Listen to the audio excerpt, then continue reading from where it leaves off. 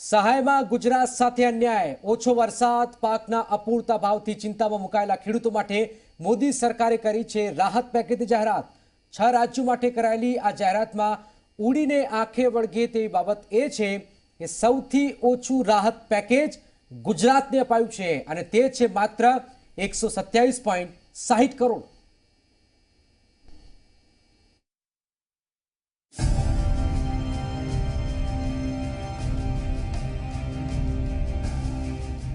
મોદી સરકારે લોકસભા ચૂંટણી પહેલા જ ખેડૂતલક્ષી મોટી જાહેરાત કરી છે।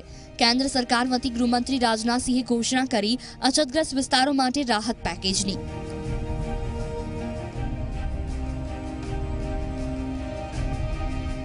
ગુજરાત સહિત 6 રાજ્યોના અછતગ્રસ્ત વિસ્તારો માટે આ જાહેરાત કરાઈ છે। ગુજરાત ઉપરાંત 6 રાજ્યોમાં મહારાષ્ટ્ર, આંધ્રપ્રદેશ, ઉત્તર પ્રદેશ, હિમાચલ પ્રદેશ અને કર્ણાટકનો સમાવેશ થાય છે।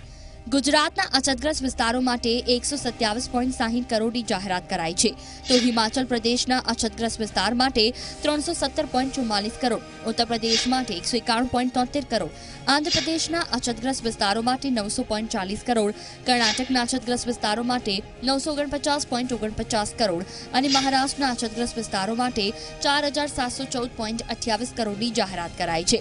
આમ આંકડાઓ પર નજર કરીએ તો સૌથી ઓછી જાહેરાત ગુજરાત માટે કરાઈ છે। આ વાતથી ગુજરાતના ખેડૂતો થોડા નારાજ છે। ગુજરાતને જે સહાય કરી છે એ બહુ ઓછી કહેવાય। એક ડિસ્ટ્રિક્ટને 130 કરોડ જોઈ, એના બદલે આખા 6.25 કરોડ ગુજરાતીઓને 130 કરોડ આપ્યા છે। તો એ ગુજરાતને પાણીના પણ પૂરા પૈસા નથી આપ્યા, તો એ બહુ અયોગ્ય વાત છે મોદી સરકારની। અને એ ગુજરાતના ખેડૂતને હકીકતમાં 2000 થી 3000 કરોડની સહાય હોવી જોઈએ। સર્વપ્રથમ તો નરેન્દ્રભાઈના નેતૃત્વમાં ખેડૂત માટે વિચાર કરી અને ખેડૂતના જે રાહત પેકેજ જાહેર કરવામાં આવ્યું છે તે બદલ ખૂબ ખૂબ ધન્યવાદ। પરંતુ ગુજરાતને એમાં બહુ ઝાઝા પૈસા નથી આપેલ। 130 કરોડ એટલે કાંઈ બહુ મોટી વાત નથી। નાનામાં નાનું બજેટ ગુજરાત માટે રજૂ કરવામાં આવ્યું છે। સામાન્ય નગરપાલિકાની જે આવાસ યોજના હોય એના પણ 200 થી 250 કરોડ રૂપિયાના પેકેજ થતા હોય છે। 6 રાજ્યો માટે રાહત પેકેજ આપવા પાછળ 2 કારણો જવાબદાર છે। એક છે ખેડૂતોની સ્થિતિ અને બીજી છે વર્તમાન રાજકીય સ્થિતિ। આ વર્ષે ઓછા વરસાદથી પાક નિષ્ફળ ગયો। ખાસ કરી પશ્ચિમ ભારતના રાજ્યોમાં સ્થિતિ કફોડી છે। ગુજરાત, મહારાષ્ટ્ર, આંધ્ર, કર્ણાટકમાં દુષ્કાળની સ્થિતિ છે।